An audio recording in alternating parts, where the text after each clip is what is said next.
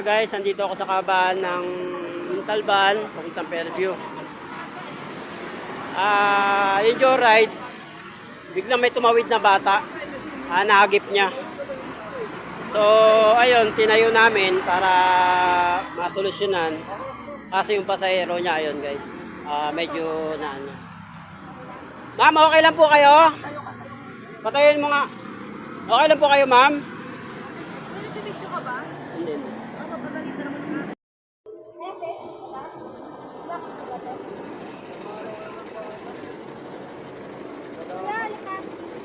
Tawag ka, Paps. Paps, tawag ka.